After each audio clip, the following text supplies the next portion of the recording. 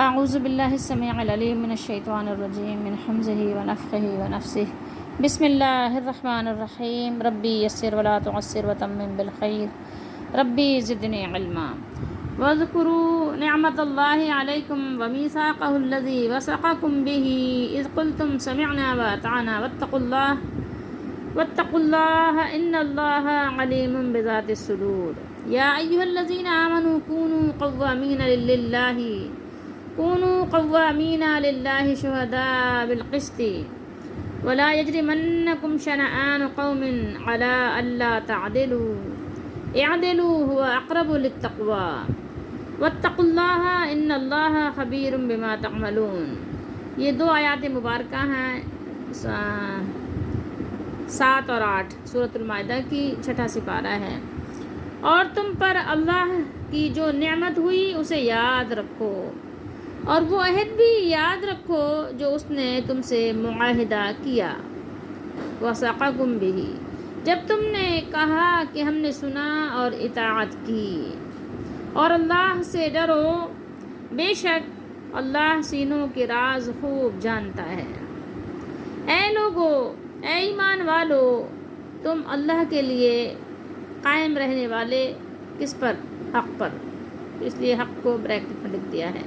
کونو یعنی ہو جاؤ، خوب قائم رہنے والے کس پر؟ انصاف کی گواہی دینے والے، ٹھیک ہے، یعنی اس پر خوب قائم یعنی ہو جاؤ، ڈٹ جاؤ۔ للہ شہداء، ٹھیک ہے، گواہی دینے والوں میں سے، شہید کی جمع ہے،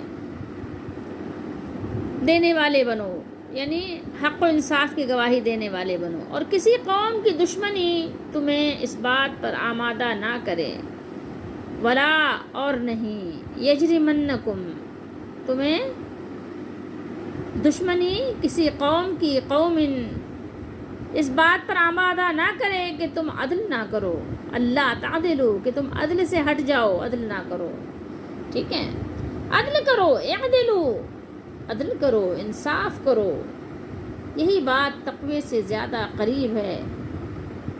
وہ اقرب للتقوی، یہ کیا ہے؟ یہ تقوی سے قریب ہے، قریب ترین ہے، اقرب ہے، یہ قریب سے بھی زیادہ قریب ہونا، اقرب، وہ اقرب للتقوی۔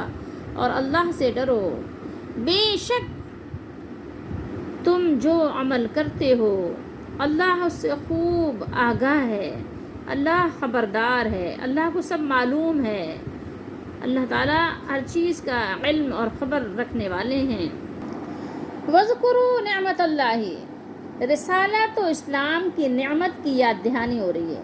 اللہ تعالیٰ اپنے مومن بندوں کو یہ یاد دلاتے ہوئے فرماتے ہیں کہ اس نے انہیں ان نعمتوں سے نوازا ہے کہ انہیں یہ عظیم الشان دین عطا فرمایا، رسول کریم صلی اللہ علیہ وسلم کو ان کی طرف مبعوث فرمایا، اور جو ان سے یہ عہد و پیمان لیا کہ وہ آپ کی بیعت کریں گے، اتباع و اطاعت بجا لائیں گے، تائید و حمایت کریں گے، دست و بازو بن جائیں گے، اور آپ کے دین سے نہ صرف خود وابستہ ہو جائیں گے بلکہ اسے آگے دوسرے لوگوں تک بھی پہنچائیں گے۔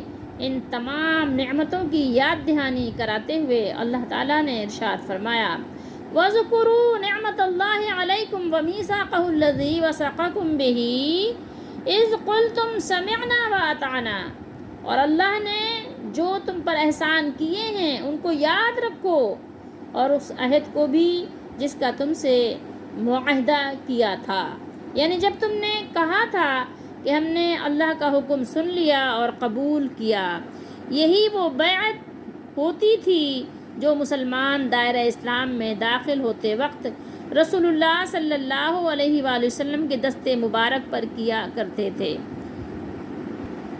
صحیحین بخاری و مسلم کی احادیث مبارکہ میں صحابہ کرام رضی اللہ تعالی عنہم کا بیان موجود ہے۔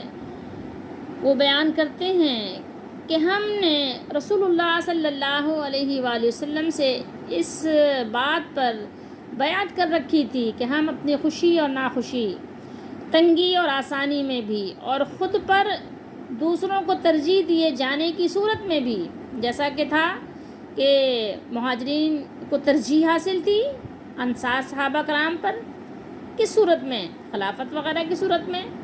تو اس صورت میں بھی صحابہ کرام فرماتے ہیں کہ اور خود پر دوسروں کو ترجیح دیے جانے پر، یعنی جیسے کہ مثال کے طور پر کسی کو زیادہ دیا گیا، جیسے کہ حنین وغیرہ کے موقع پر، ٹھیک ہے، جیسے جس کا ایمان قوی ہوتا تھا، حدیث شریف میں ہے کہ رسول اللہ صلی اللہ تعالیٰ علیہ وآلہ وسلم اس کو اتنا پھر بھی نہیں نوازتے تھے، جس کا ایمان کمزور ہوتا تھا اس کو زیادہ نوازتے تھے، تاکہ اس کا ایمان پر ایک تو قدم مضبوط ہو جائیں اور دوسرے یہ کہ کہیں ایسا نہ ہو کہ وہ ڈگمگا نہ جائے. تو مضبوط صحابہ کرام کو رسول اللہ صلی اللہ تعالیٰ علیہ وآلہ وسلم اتنا نہیں دیتے تھے جتنا کہ کمزور ایمان والے صحابہ کرام کو. کمزور سے مراد جو نئے نئے مسلمان ہوتے تھے، نئے نئے اسلام میں داخل ہوتے تھے اور مشکلات کے شکار تو تھے ہی. تو اس صورت میں صحابہ کرام نے یہ بھی یعنی بیعت کر رکھی تھی کہ اس صورت میں بھی کہ دوسروں کو ہم پر ترجیح دی جائے، ٹھیک ہے، دوسروں کو پرائرٹی دی جائے. اس صورت میں بھی ہم کیا کریں گے؟ بات کو سنیں گے اور اطاعت کو بجا لائیں گے.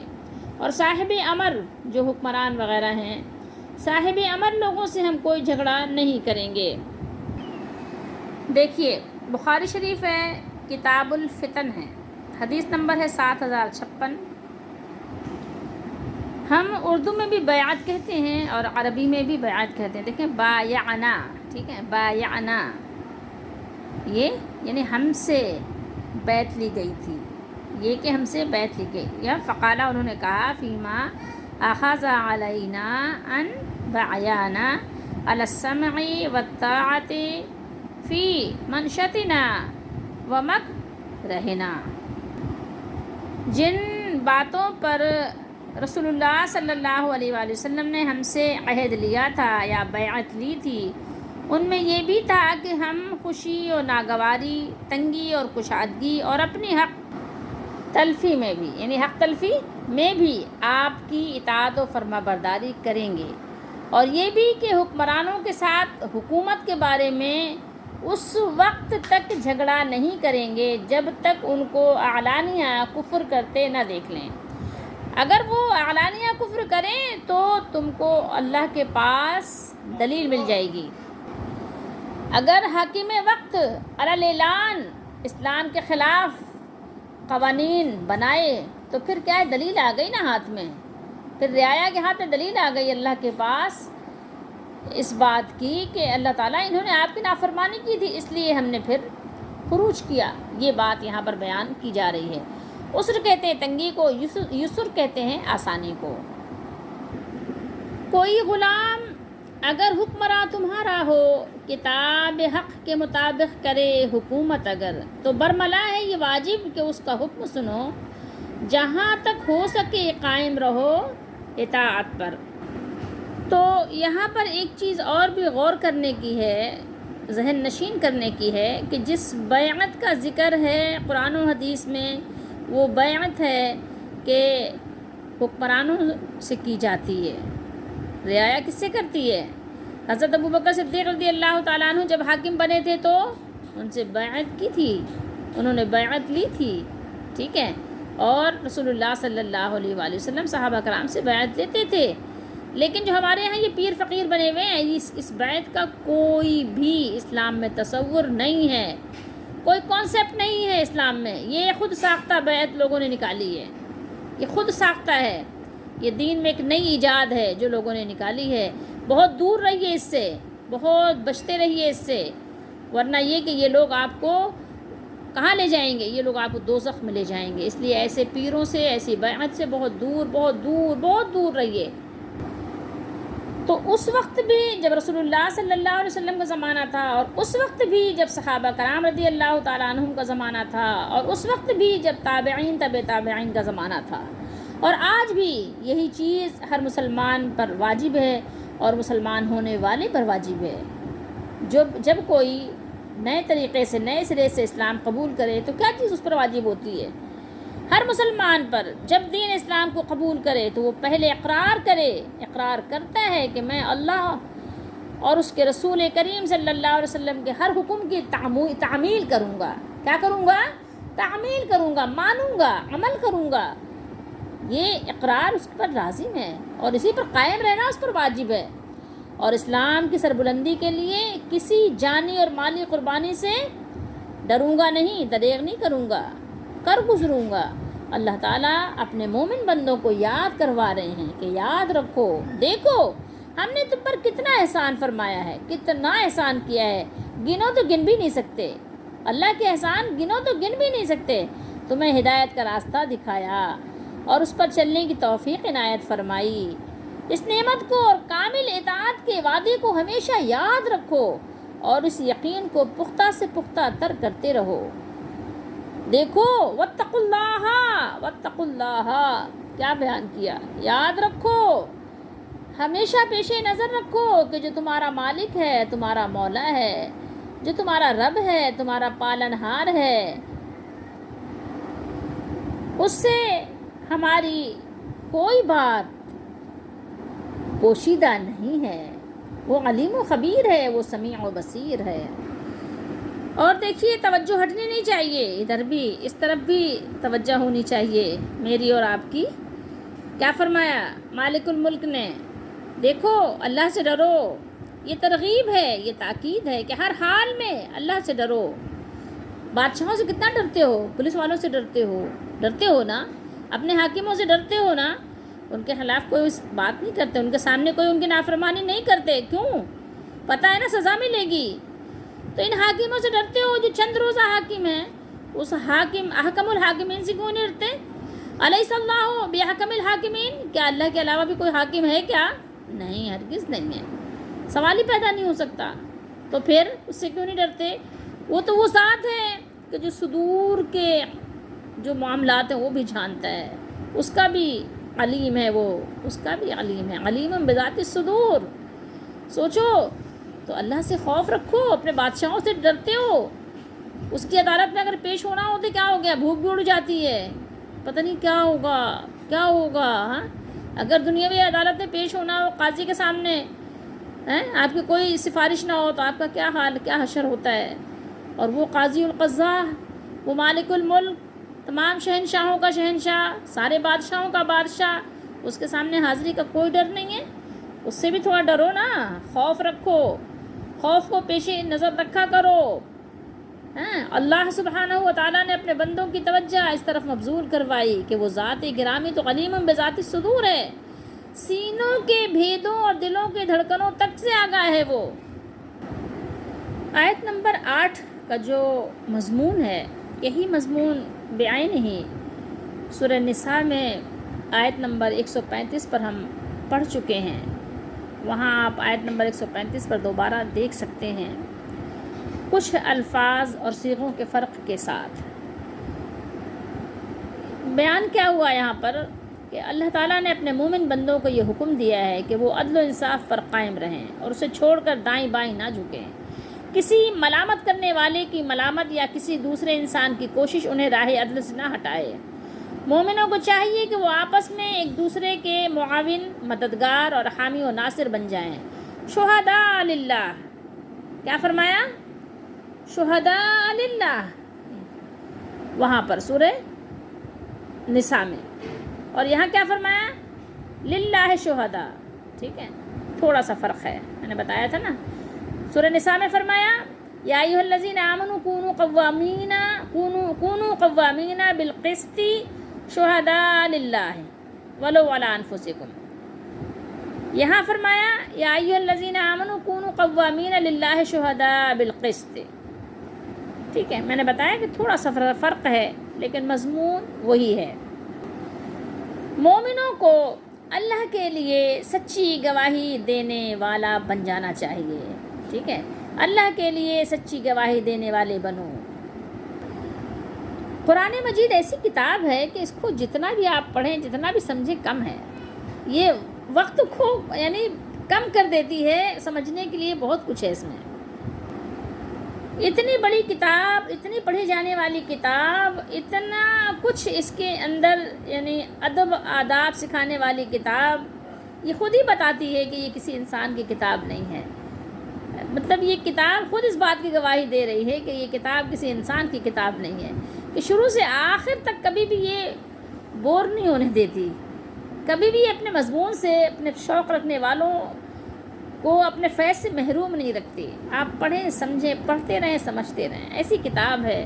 سبحان اللہ و بحمدہ، سبحان اللہ العظیم، کہ افسوس ہوتا ہے کہ اللہ ہمارے پاس سب چیز کا ٹائم ہے، اس کا ٹائم نہیں ہے۔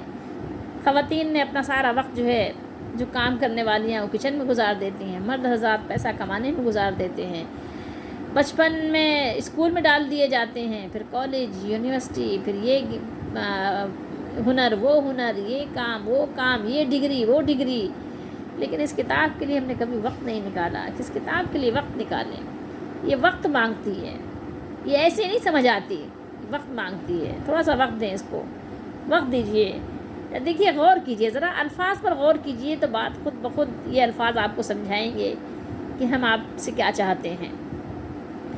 اے ایمان والو، اللہ کے لیے حق پر قائم رہنے والے بنو۔ کیا یہاں مطلب ہے؟ لوگوں کے لیے، دکھاوے کے لیے، فوٹوگرافر کے سامنے،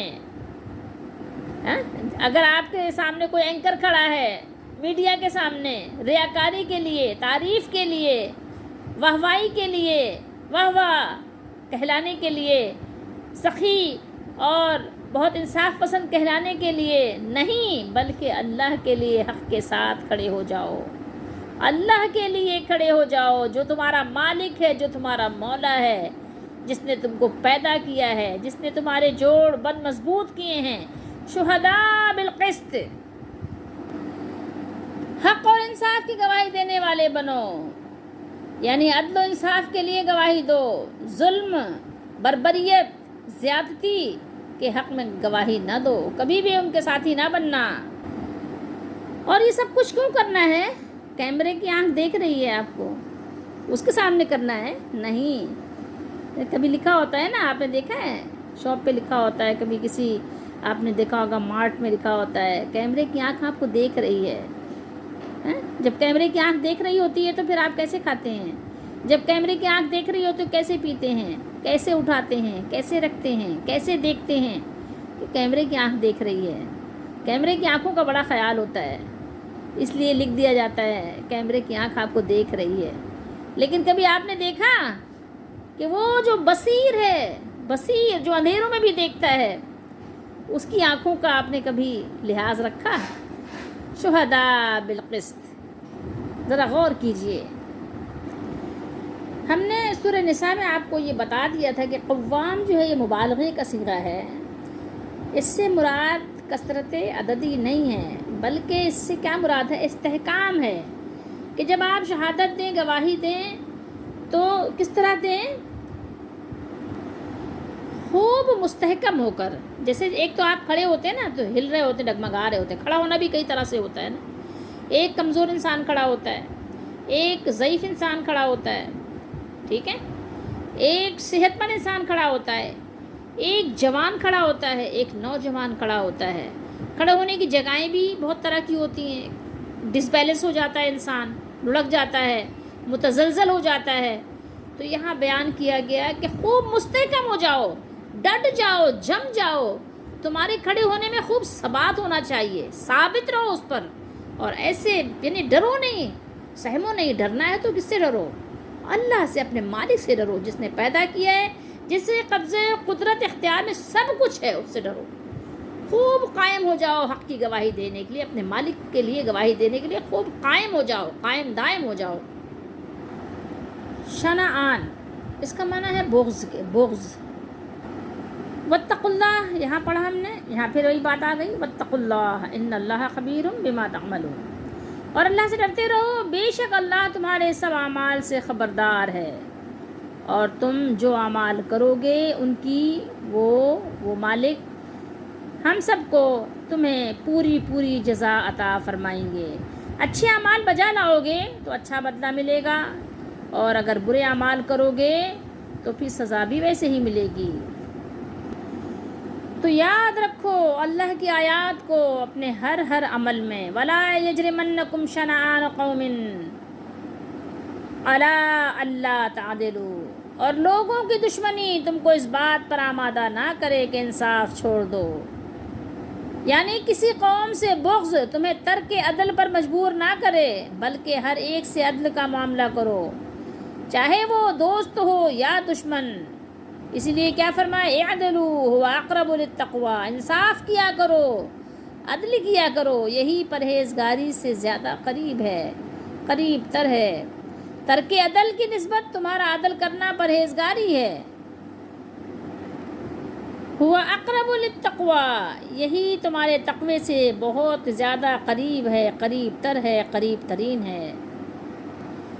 حق کی گواہی دینے کے لیے، حق بات کرنے کے لیے، حق اور انصاف اور عدل قائم کرنے کے لیے، اس میں آپ کے دوست اور دشمن دونوں بالکل برابر ہیں۔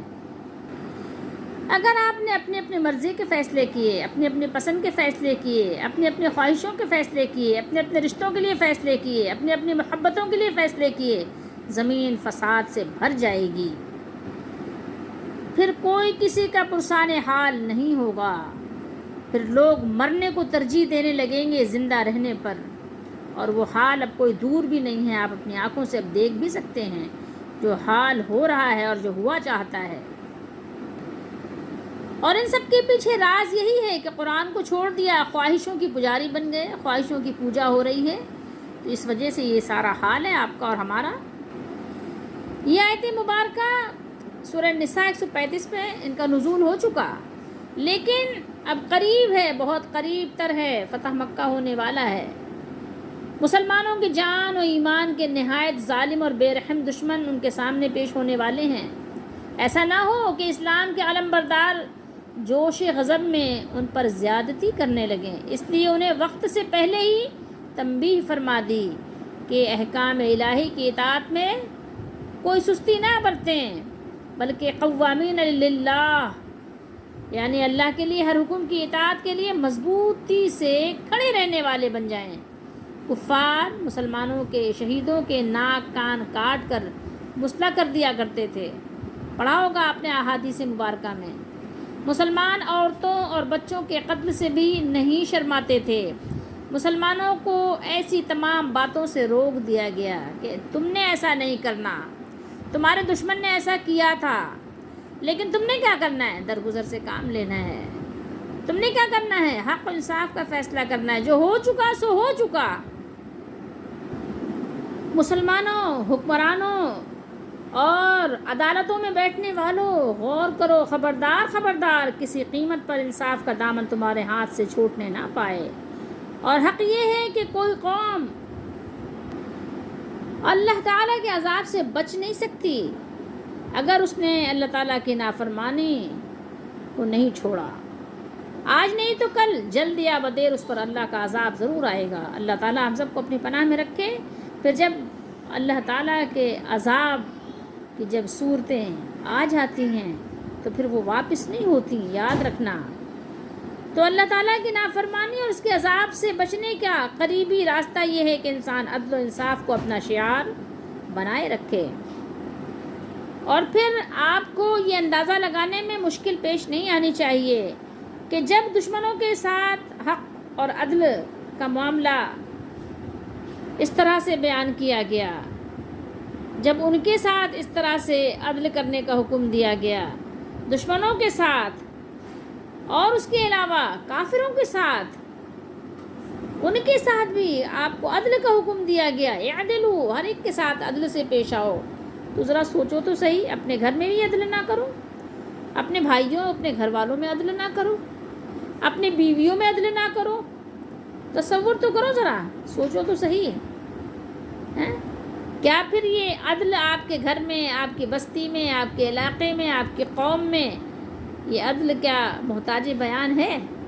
نہیں، یہ بیان کا محتاج نہیں ہے، آپ کو خود سمجھ جانا چاہیے، اور سمجھنے کے ساتھ ساتھ سنبھل بھی جانا چاہیے، سنبھل جائیے، ورنہ پھسلن بہت ہے، پھسل کر گریں گے تو آگے دلدل بھی ہے، نکلنے کی صورتیں نہیں ہیں۔ پھر نکلنے کی صورتیں آپ کو پہلے سے بتا دی گئی، اگر آپ اس پر عمل کرو گے تو آسانی کے ساتھ آپ کے لیے سیدھا راستہ ہموار کیا گیا ہے، ورنہ پھر ایسے دلدل میں گرو گے کے اب نکلنے کی، دلدل سے نکلنے کی کیا صورت ہے؟ دلدل میں آپ دھسے ہوئے ہو، چاروں طرف بھی دلدل ہے اور کوئی ایسی چیز نہیں جس سے آپ باہر آ سکو گے، تو بتاؤ کیسے اپنا بچاؤ کرو گے؟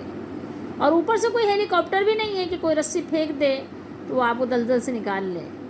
اچھا وہ آ بھی گیا ہیلی کاپٹر رسی لے کر کہ آپ کو پھینک کر رسا آپ پکڑ لیں، نکال لیں، تو آپ دلدل کے اندر اتنے چلے گئے کہ آپ کی آنکھیں بھی اسی میں گھس گئیں۔ اب آپ کو وہ نہ رسا نہ رسی کچھ نظر نہیں آ رہا، آپ کیسے اپنا بچاؤ کرو گے؟ اس سے پہلے کہ وہ وقت آ جائے اپنا بچاؤ کرنے کا آج سامان کر لو، آج تمہارے پاس موقع ہے، اس موقع کو ضائع مت کرو، اس کو ہاتھ سے جانے نہ دو۔ اللہ ہمارا حامی و ناصر ہو، ہماری دستگیری فرمائے، لیکن یہ قرآن آپ کو رہنمائی کے لیے بلا رہا ہے اپنی طرف، آئیے اور اس کو تھام لیجئے۔